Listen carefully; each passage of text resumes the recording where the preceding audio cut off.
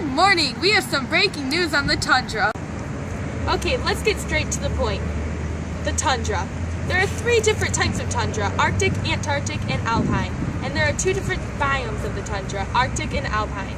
Here we have special guest Jennifer Lay to tell us more about the Arctic. Where did the word tundra come from? Well, the word tundra came from the Finnish word tundurian, or treeless land.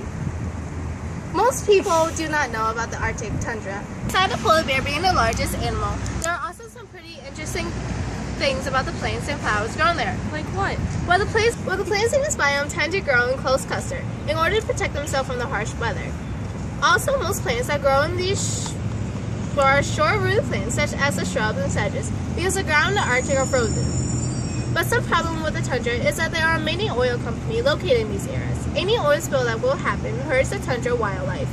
Okay, let's turn it over to Danielle and her guest Adelie Palaspis, who is going to inform us on the Alpine tundra right after this short break.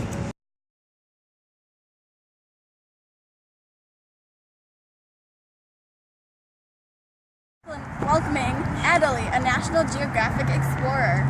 So tell us some stuff about the Alpine tundra. Well, the Alpine tundra is usually found in mountainous regions all over the world and are usually about an altitude of 10,000 or more. And it lies right below beneath the snow line of mountains. Now, what are some interesting facts about flora and fauna? Facts about the region. Well, the plants in the area usually have a high tolerance to the cold weather and the lack of water. Even though we're practically surrounded in water, it is all frozen and it is not available to use. So basically during the winter, the plants die off, and when the snow melts in the summer, the plants regrow? Exactly. What types of plants are in the Alpine tundra? The Alpine tundra, the plants in the Alpine tundra are usually referred to as the alpine plants, and they consist of mosses, lichens, sedges, perennial grasses, and cushion plants. So how do the animals survive?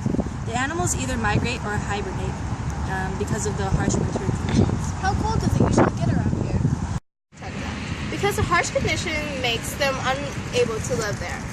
Also, the tundra is mostly located in the northern hemisphere.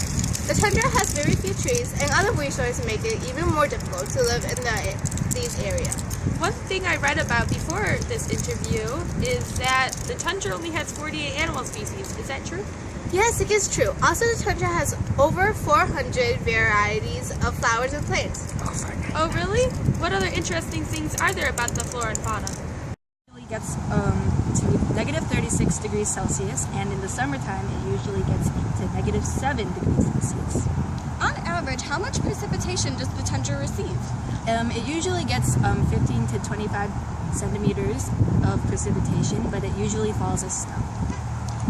Thank you for shedding some light on the Alpine tundra. Thank you for having me.